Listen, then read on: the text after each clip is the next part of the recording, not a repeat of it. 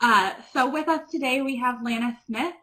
She is the Wildlife and School Programs Manager with the Leslie Science Center, Science and Nature Center, and Ann Arbor Hands-On Museum, and has been working with the organization for more than 5 years. She holds a master's in environmental science through the University of Michigan Dearborn branch and has been a certified interpretive guide with the National Association of Interpretation for 4 years. Lannis grew up with an infinite curiosity of the outdoors and has been leading and creating environmental education programs for all ages for over a decade. While she loves creating moments of discovery through the teachings of STEM concepts, the best part of her job includes working with the live animals housed on site at the Nature Center. Lannis will always note that they play just as, if not more important of a role as environmental ambassadors, helping guide an understanding of the natural world and beyond. Welcome, Lannis. We're super excited to have you here with us, and feel free to get started whenever you are ready. Wonderful. Thank you. And I appreciate everyone attending today's presentation. I also am excited to be here and hope that the knowledge and insight that I share on how we have modified our pre-existing programs to fit this virtual mindset can also help others that are either looking to teach virtually, or maybe you personally are searching for some kind of accessible STEM content through a now virtual world. Just to let folks know about questions, I'm happy to take questions throughout the presentation. You do not have to wait to the very end unless you would like to, so I'll make sure to insert time if we do have questions throughout. Feel free to type them into the chat room too. As you see in my title, there's actually two main organization names. The primary place that I work at is the Leslie Science and Nature Center located in Ann Arbor, Michigan. But the reason there's more than one organization in my name is actually because there's two other sister organizations that form this partnership called Unity in Learning. Now, the Leslie Science and Nature Center encompasses roughly 40 acres of wooded space. It features live wildlife, including birds of prey, on site, and is typically known for bringing nature-based programming to schools and public events throughout the state. However, through this Unity in Learning partnership, the Ann Arbor Hands-On Museum, Leslie Science and Nature Center, and the Yankee Air Museum have combined forces to offer a unique pathway to STEM discovery. Each organization saw a need to focus on the overwhelming, but sometimes difficult to understand, world of physical and natural sciences.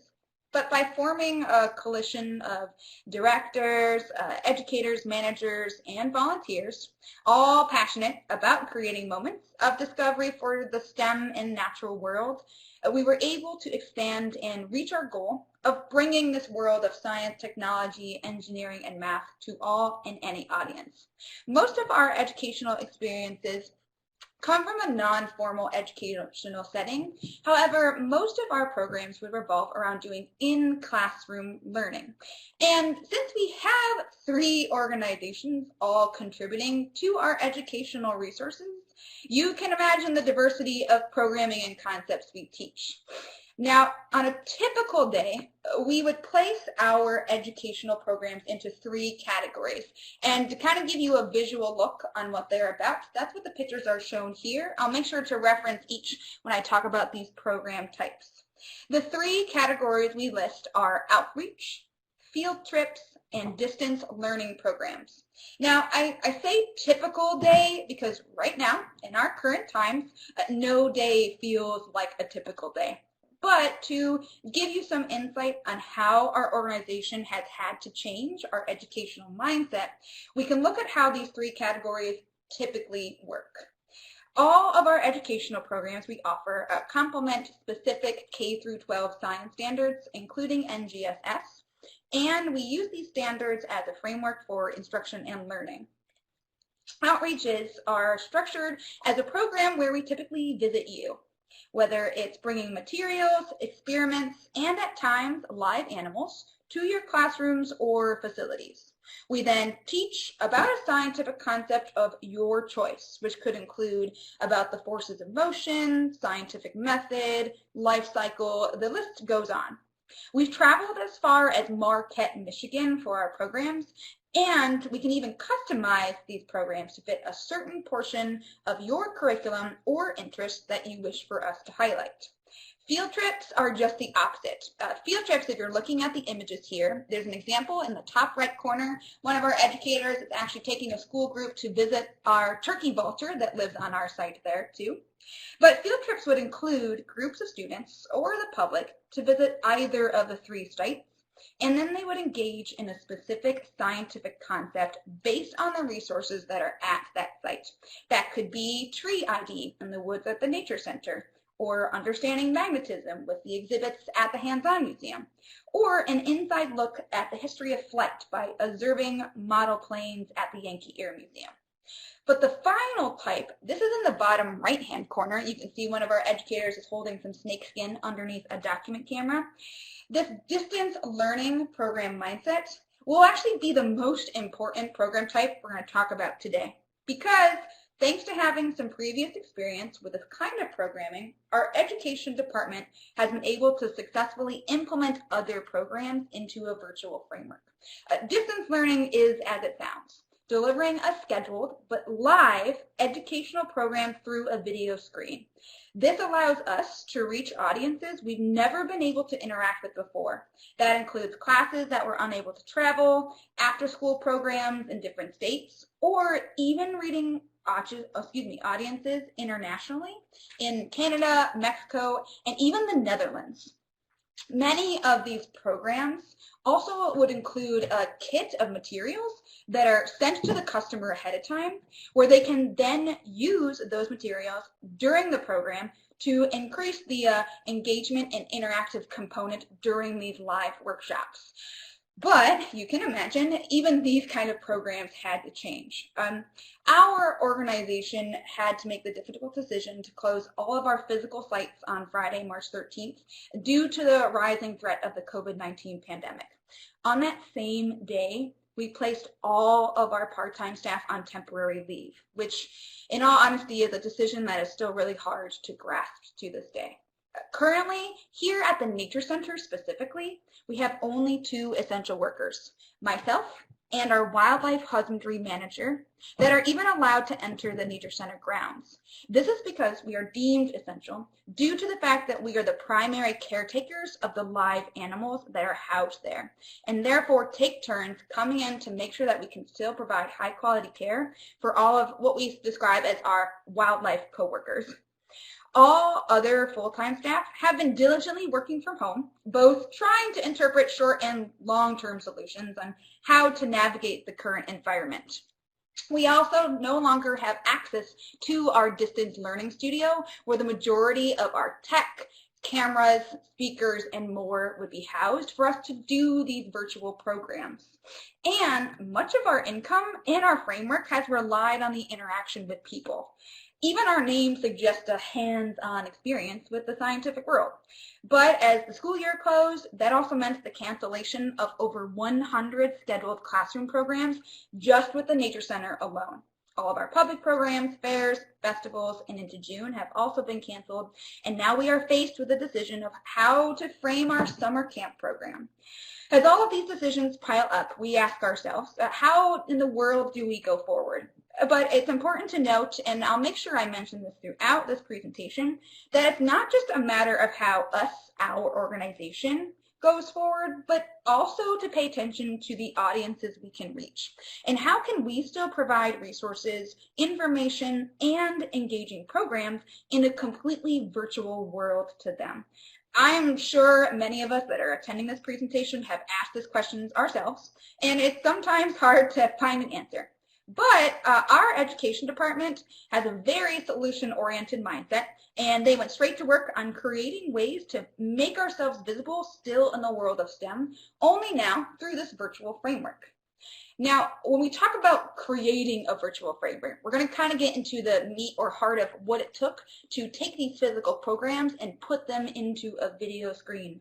And our main goal within the education department was to take existing programs, ones that we've already offered and created, and the materials we already had, and then fit them into this framework that's easily accessible to multiple audiences. That would include teachers, families, those that are members of the Nature Center and the museum, and more. Part of this included looking for answers to the questions you see here. How do we stay visible as an organization, both locally and statewide? What does our audience need from us? What are the demands or questions that people have? How can I, as an organization, or others that are looking for these programs, even afford it, if they can at all? What's my staff capacity with the limited staff that we have now? And of course, when you're going virtual, what technology can you even use? I would highlight that the second question is what we spend the most time on. What do people need from us? In doing so, we've tried to reach out to local school districts, partnerships we had developed for years, and we shifted around some of our grants to be used for these specific educational needs. This allowed us to understand the demand given from those looking for science resources during this time. We also do have to take into account that we have a much smaller staff. Typically, we have up to 28 educational staff members, or at least that's the number we had in the beginning of March. Currently, we have 10, all full-time educators, and 9 out of those 10 are strictly working from home. This has also presented an interesting problem of consistency, since everyone had different forms of technology they could use to communicate, record, and utilize while we brainstormed how our programs would become virtual. Luckily, going back to those distance learning programs, everyone on the team had at least some experience with a now very famous virtual platform, and that's Zoom. The first hurdle when we're looking at modifying our existing programs is obviously what technology can we use. Now, with our original distance learning programs, we had been using Zoom for a little over 4 years, which means we were able to understand how to navigate that platform, and therefore made the transition to what virtual site that the public could access for these programs was easy for them to use. The great thing about Zoom is that sometimes the accounts can be free. You can access the app off of multiple forms of technology, and privacy and security settings are fairly easy to manage. The other icons that you guys see on the screen are other tools that we found useful for really any virtual experience. This is also based off of the success and evaluations we've received from these distance learning programs. That would include having wireless, a computer or screen to be able to view the program, a camera so that way if you wish to present yourself or something over the video screen, others can see it, and then also speakers. Typically speakers are great even though we usually mute our audiences. That way too, if we have the chance to interact with a more intimate audience, we can still hear their thoughts and interactions too. It's really cool to see that some other folks use Zoom as well. We do use other platforms more for in-house things such as WebEx, Microsoft Teams, Adobe Connect, and even Google Hangout when attending meetings. We just found for the amount or the quantity of programs that we offer, having one single platform to give audiences the chance to use, found to be easy or easier to navigate. So far we've been using Zoom. Now, sometimes you can use your phone for this. Most phones have all of these icons built in, but we've also learned that Wi-Fi is not always consistent, especially if you're traveling with your phone, so at times the quality varies where you are. We've also had to learn about these other platforms due to partners that we've had. Specifically in Toronto, Ontario, our partners through a tech company called Connected North specifically use WebEx. And while they've been asking for us to provide virtual programming, that means we have to make sure that we take the time to train our staff on how WebEx actually functions in a presenter setting. We also had to make sure that our staff had access to what we would call supplemental materials. This gets a little comical because I know we're all probably modifying what our homes and offices look like and what materials we can use to teach. The images shown here, though, represent 3 main categories. It is obviously tough to teach a program you've done for 3 years when suddenly you can't access the materials you used to use. So what do? Well, you modify and you improvise. One of our core values is facilitating flexibility, both when preparing for a program and even during a program. And as an interpreter, you're trained to utilize the resources you find, not just the resources that you have. Document cameras, which is the first one on the left side, is probably one of my favorite tools to use, mostly because you can easily connect it to a computer, laptop, and more. Document cameras allow you to share your screen to show multiple images, even videos, or if you have smaller materials up close. Some people are able to use this phone in their setting if you can connect your phone to your computer, acting almost as if a second camera to be able to show all these other images, especially if you're also using yourself as a platform, so people seeing you over the video screen, and then you're trying to reference a different material. The second, or the middle picture, is a key component to many of our nature-specific programming, and that's a live animal component. Before anybody asks, that is a crested gecko. It's not native here to Michigan, but it's one of our wildlife educators that we have here. What you'll notice is most of the wildlife at the Leslie Science and Nature Center have injuries to where they are deemed non-releasable. But through training, many of them have also become great teachers and are a staple component in our programs. But the only way to work with our wildlife is by being on site physically. So currently I'm the only education staff member allowed to work with our wildlife in an educational setting. I would say that these animals are just as much an educator as I am.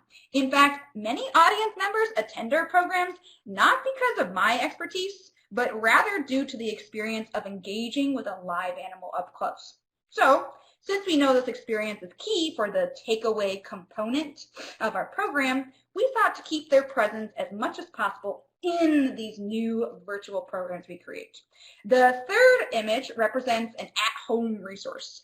Many experience or demos, we do rely on the tools we have at the center or the museum.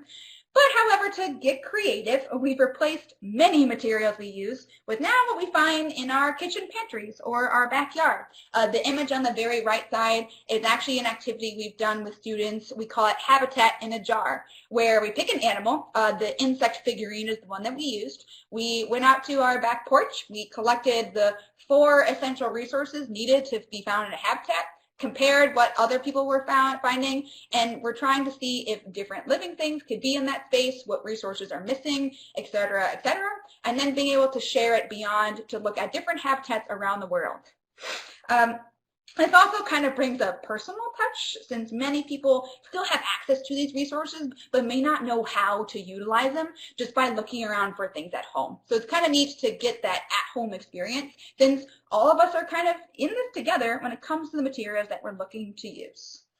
Once those materials are determined and the technology is sorted out, then we do what we would call setting the stage. Not all of the programs we teach involve animals, so many of our programs typically are set up in an at-home space. But to make sure that people can still see appropriate resources and that we use the materials well, in reality, what you're seeing is not always what's actually there. So I have 2 different office spaces I wanted to share, maybe to give some insight and to help folks modify their own office space. On the left side, you can see the computer setup, lighting, different natural elements that are formed in there to kind of make it look like a natural space when we're talking about these natural resource concepts. Where on the right side, that's what you would see during a program. You see this giant citronella plant happening in the background, wildlife posters, I'm holding a raccoon skull talking about animal anatomy, but you don't see most of the remainders of my house or the unfinished office space that's there. But beyond that, if we're at the Nature Center, the office that I actually have is located in our critter house where the majority of our animals are housed. So to make sure that that isn't a distraction, my office space actually includes a trifold background. You can see the Eastern Spotted Newt exhibit in the middle of the page on the left, and pay attention to the mounds of bins or items used to set up our computer to just the right camera angle. So when you look on the right side, all you see is myself, the background, and then any supple materials we put back there too. I'm sure many folks have modified their office space to meet the needs not only of the audience, but also of what you need in order to gain those materials too. So it's usually a pretty interesting time. From there, once we go past making our space, making sure we have the technology that we need, the next thing we do is to kind of get into the meat of the creative process, and that's picking the programs. What programs can we take that we can put into a virtual mindset that are simple but also effective in the takeaway message we choose in our STEM programming? The criteria you see that are listed here are kind of what we've used when we've looked at our programs chosen what is easiest, and then put them into this virtual mindset. Noting that if we looked at outreach programs and distance learning programs specifically, we have 34 outreach programs total that we offer, 12 distance learning programs, and an almost infinite number of customized program types. So you can imagine that's a lot of programs to try to review. But for fitting our programs to go virtual, we've currently modified 9 of our outreach programs to fit this virtual framework based on the criteria listed here, which we'll go over in just a few minutes. Some of our original distance learning programs were also not feasible in an at-home setting. A great example is we do a cow eye dissection, which actually requires us to purchase cow eyes and then do a live dissection through it to talk about eye anatomy, and that's just not feasible in an at-home office. So, as of right now, we offer 17 virtual programs, all of different themes and concepts.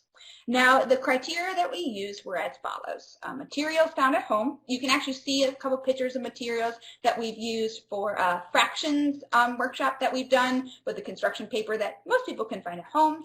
We've also had a human body virtual program where the materials in the top right corner are used to understand what you find in your bloodstream, but are actually just simple materials that we can find right in our kitchen. The next thing, though, is the time it takes to modify. Some of these programs are already in a presentation setting, so it's very easy to just plug them in over a video screen, and the engagement is the same. But there are others that require making materials, figuring out what wildlife can be used in this space, and how long that takes each of our staff to be able to work and create a successful program. We want them to also still be engaging yet informative. We know that our primary audience are our members or families. So how do you keep your programs interesting while looking at a TV screen, but make sure there's still space for learning and discovery, not just silliness and fun? This one's a little challenging too because a lot of our programs are revolving around active engagement, live questions and answers with students or family members. And so when you have everybody that is muted, or if you can't actually see everybody over the video screen, you sometimes have to pretend or imagine that people are doing what you say. Whether I might ask people to put their thumbs up or thumbs down, and I can't actually see them, I can imagine that that is what is happening. I'm going to pause for a second because I do see a question from Janet.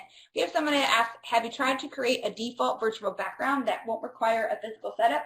I have, and we do that for some of our shorter videos. We call them STEM at home videos. What I found with some of our Zoom virtual programs is that sometimes if we use a live animal, they actually get hidden in the virtual background. And so it actually looks like you're just referencing the background and not necessarily the animal that's there. I also have to be a little picky with the attire I wear because sometimes certain colored shirts might match the background we choose. So then all you see is a floating head. We actually had this issue too with our original distance learning programs. It's quite comical, and in some ways we can use that for entertainment. But we typically will use a virtual background for our shorter or pre-recorded videos. Thanks for addressing that though, because that's definitely a possibility for anyone else that is creating a virtual framework. The next thing too we want to make sure we focus on is reaching a broad, broad audience. We made the decision to offer the virtual programs we created to specifically members, the public, and then we also created shorter pre-recorded programs specifically for teachers. A schedule was put into place where we currently offer 2 virtual programs for members only every day of the week. We have 1 workshop open to the public, typically on Fridays. Actually, right now at this time it's happening. And then currently are developing pre-recorded videos of certain STEM concepts that are directed to meet teachers' curriculum. We're specifically working with Ann Arbor Public Schools and Ypsilanti Community Schools, but have also been working with individual teachers that are looking for some kind of virtual content to fit their curriculum. Then you also have to think of just how popular your programs are. When staying visible within your community, typically the easiest thing to do is to pick programs that you know people have booked, looking at past data of classes that have either booked a program within the same year, the amount of programs that have been offered in certain settings. And then what that allows us to do is choose certain themes, and that helps us better see what our audiences are attracted to, or at least more interested in engaging in. Then from there, we also want to make sure that we're targeting certain specific NESS or concepts that could fit a teacher's curriculum. But beyond that, we also have to look into the future. This is a lot of work that we're putting into modifying our programs. And from there, if we want to ever expand upon this virtual framework, how can we use these programs to create extension activities, both for classrooms and families that are at home? Is it okay to offer pre-recorded instructional videos, and where can that be accessible for a variety of audiences? The other thing that's not always mentioned is that sometimes it's hard to talk about the cost of these programs because currently, right now, all of our scheduled workshops and online resources are free. This is because we know that right now teachers and families need access to information and learning experiences. And we want to be on the front line of providing that resource. Also, these virtual versions of our programs are relatively short. They are around 30 minutes. They require less prep work and materials, and so therefore the cost to run and create them is lower. However, I am a visual learner myself, so I find the best way to learn about how these programs work is actually by demoing or showing what it looks like through this virtual framework.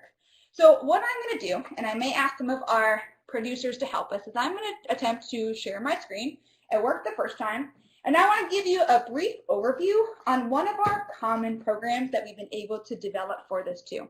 So I'm going to start my webcam. We'll see if this works. Ooh, okay, so I do see a video on the side. Hello, everybody. You can now put a face to a name if you need to. And I'm actually going to grab one of our other coworkers here for you guys to see. And I want us to talk about one of our common programs that we offer primarily to our members or our public audience. Worth noting that I'm sitting in that workshop space with the blue trifold in the background. And so you can see the blue space there. We actually have another virtual workshop happening in about an hour, so we have the setup for that too. But okay, we'll use this guy to help us figure it out. Now, I can only imagine the, here, let's try start sharing. Let's see if it works for folks to see. There we go. Thank you for those in the chat room that were saying they might not be able to see a video. There, now you can see it. That way it's a neat surprise. Now I know what you're thinking. This probably wasn't the thing you were thinking you would see during one of our presentations. But this impact of you seeing this guy, this teacher, is actually one of the main reasons we utilize our wildlife in our programs. The interaction over a video screen can still be engaging, but definitely isn't as impactful as having an in-person emotional connection. So what we end up doing is we utilize our wildlife in some of our programs to help enhance that impact. You might not remember all the things that I say today about creating a virtual program, but you'll remember that we brought an owl for you guys to meet. You might remember about how this program works, which may then also help you remember how these virtual programs were created. From there, one of our popular or most common virtual programs is one we call Owls from the Inside Out. This is actually an original distance learning program and an outreach program, but most of them include something like an owl pellet dissection that is live. We do different experiments and activities around owl camouflage and their flight patterns. And over a video screen, it's different, especially if you can't hear or see the audience that is watching what you are doing. So from there, here's how it works. Usually for our virtual program, if you use our owl as a reference, we meet two live owls up close, this guy and one other species. What we then do is we go over some of the features or things that you see that help us identify this creature, his adaptations, talking about him as an apex predator in the food chain. And then we can also use different specimens that help us too. We have an owl skull that sometimes we can put through our document camera so you can see the details better. We also have talons, and we're talking about how they hunt, being a nocturnal, sneaky predator, if you will, referencing these two to help enhance that idea of what it takes to be a predator. And then those activities we still do, whether it's flapping an owl wing to hear how quiet it is or showing pictures of owl camouflage. But then I, as a presenter, what I have to make sure I understand is that I might not get the engagement. I might not get questions. I might not get people that are interested or surprised. And so then I, as a presenter, have to enhance that experience by imagining that people are reacting, or I have to use those materials in a way that tends to be a little more of entertainment, not just educational or informative. However, this guy is helpful because he has a huge impact on how we talk about these creatures. If nothing else, people will share stories about how not only they met an owl, but understanding why he is here. He, like many of our birds of prey, he has an injury to where he cannot be released into the wild and therefore has gone through training to be a teacher. But the main program or part of this program is actually an owl pellet dissection. Usually for distance learning programs or our outreach program, we bring owl pellets to the classroom and do a live on-site owl pellet dissection with students, or we'll still do it live over a video screen. Obviously, we can't send owl pellets to everybody that sees our program, so what we do instead is we utilize that document camera. We have owl pellets here that we can utilize too, and we do kind of a demonstration. We show the findings, how to appropriately do it, how you can use certain tools, why it's safe to touch, and more. But to help enhance that takeaway message, or to make sure that people can go beyond into further learning, the cool thing about going virtual is that you can still offer resources via links, PDF documents, or websites to help people find this information beyond the program. So what we try to do is with each of our programs, we try to offer some kind of extension activity. For example, we have the website where people can buy owl pellets to dissect at home, or we're talking about fractions. We have a PDF of how to make your own fraction circles. And so even if we might not have multiple touch points with these audiences or might not have that in-person experience, we can give them this extension activity to make sure that they can participate at their own pace at home beyond just the program that we offer. And so it's a really unique opportunity, if you will, to kind of go beyond our normal way of engaging with the audience and seeing what we can continue to offer them even over this virtual screen. But that just gives you a little bit of insight of what this looks like. All of our workshops typically happen through this, where people can see the presenter. Sometimes we use a PowerPoint in the background or on the side when we're sharing our screen. And then same thing with the live animals. This guy's pretty big, so you can see him through this screen. Sometimes for our smaller wildlife, we'll actually have it underneath the document camera too.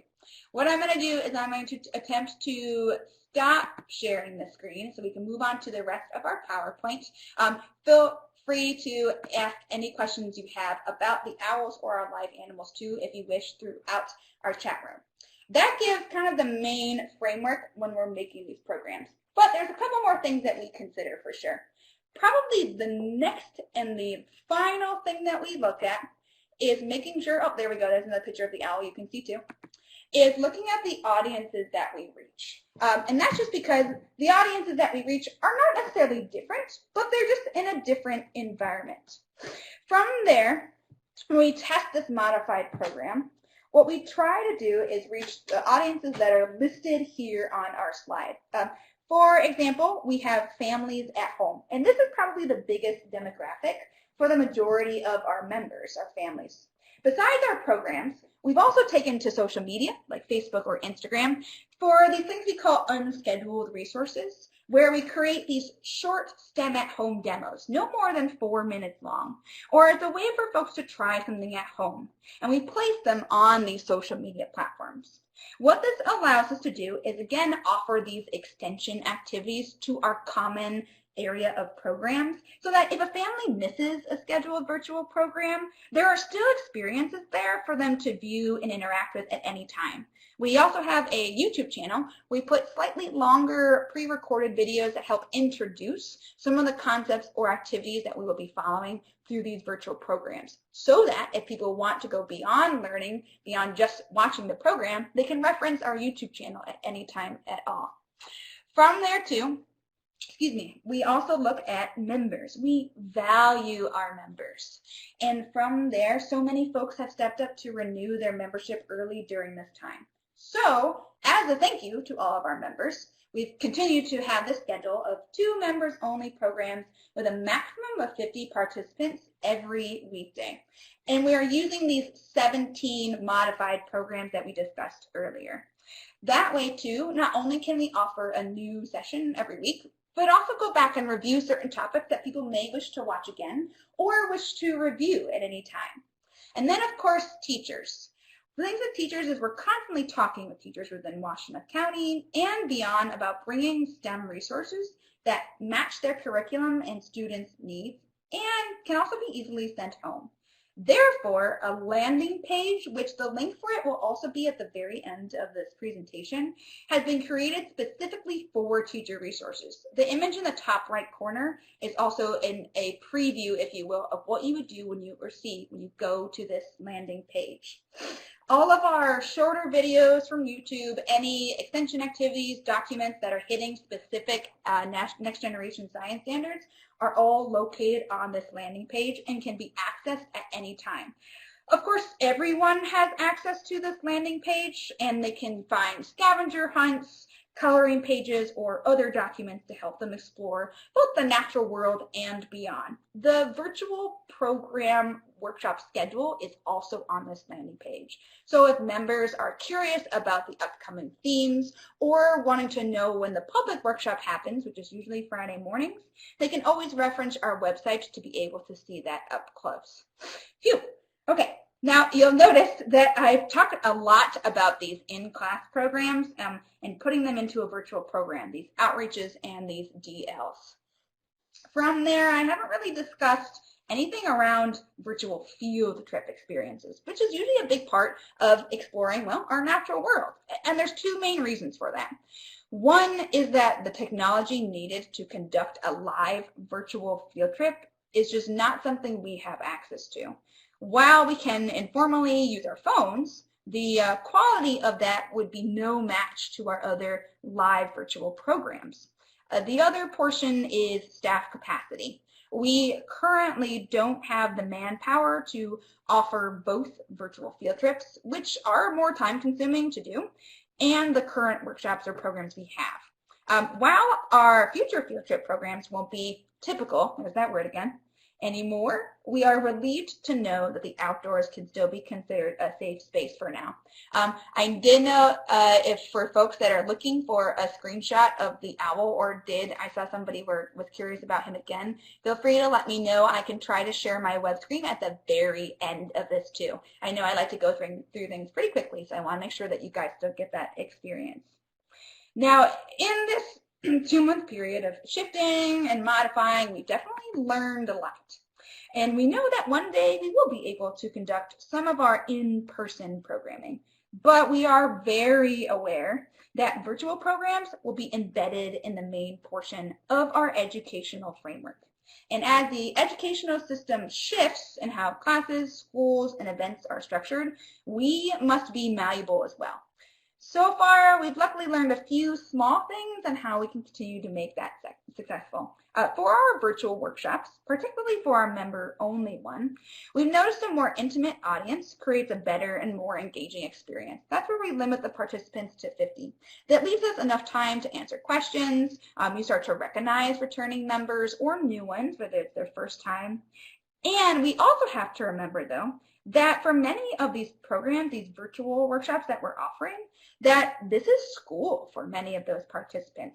Families are now classmates, and parents are now teachers, and our daily virtual programs have now become their lesson plans. So repeating themes and concepts out of that pool of 17 programs that we have, while offering new themes periodically, not only keeps the audience we've attracted coming back, but it also gives each family something new to discover while having the opportunity to review what was learned.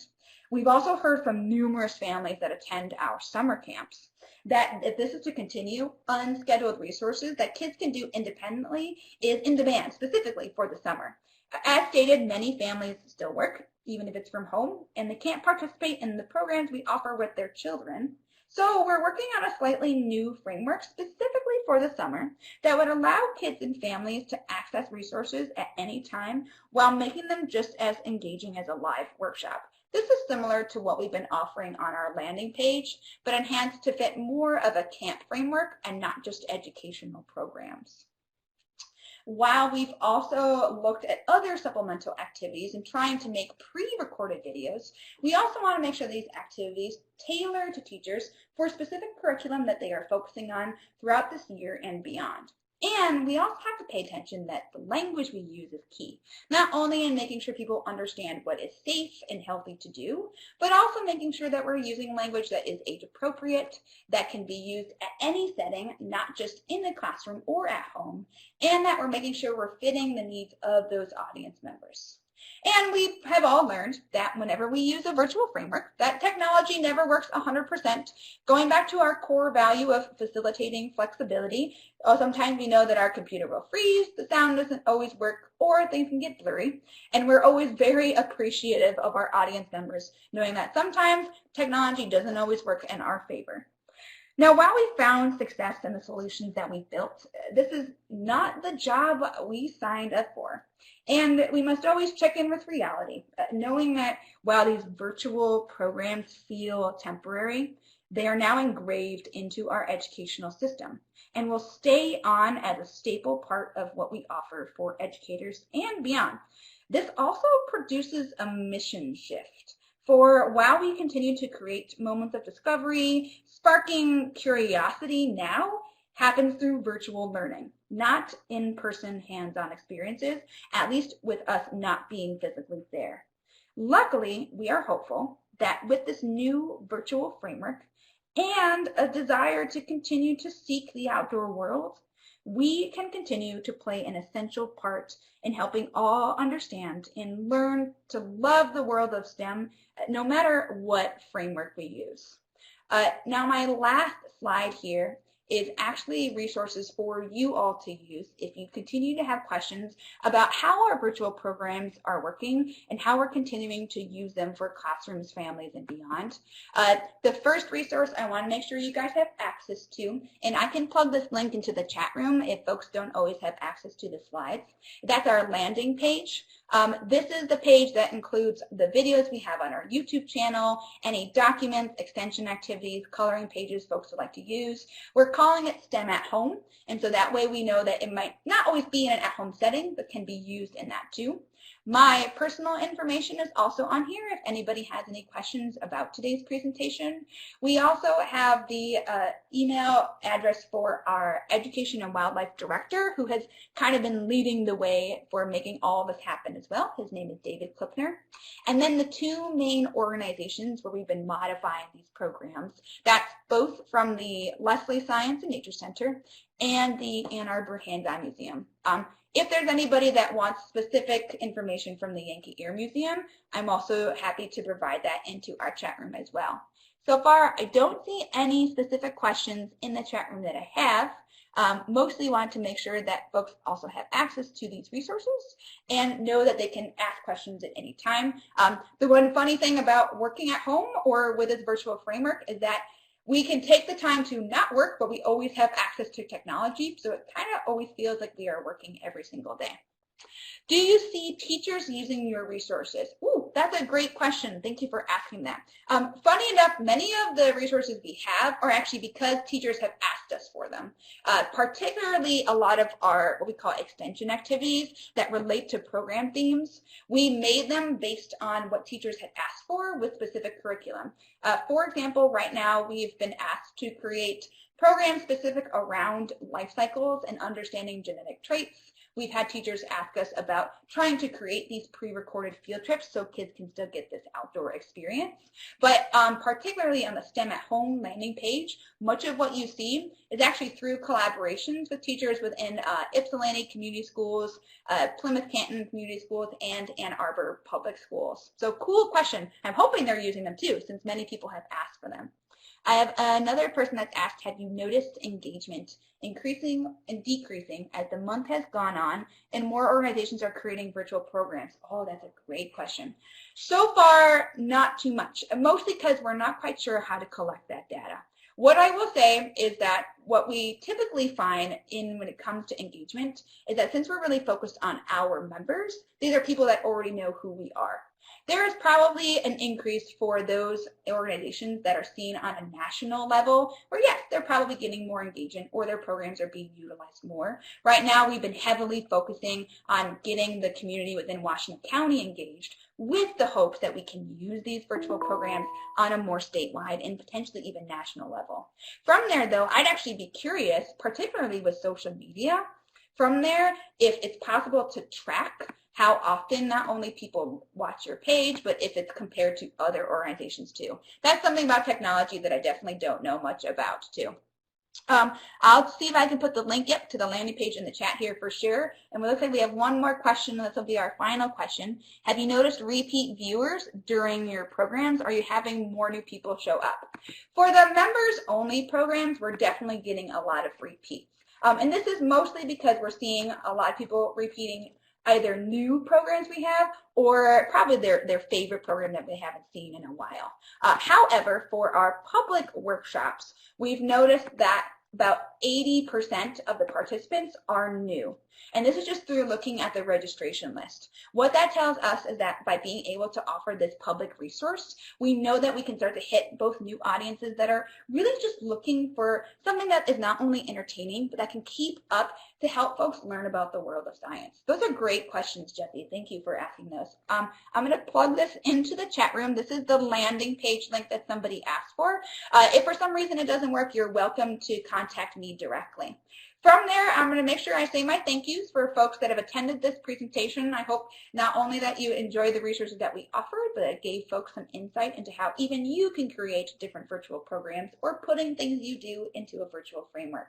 I'm going to turn it over to our producers and the host of this presentation and let them help you guys move forward. Well, that was an awesome session, Lannis. I have to say that seeing the owl is probably going to be one of the biggest highlights of my day. So thank you again for joining us today. Yeah, so thanks again for joining us and for sharing everything that you did.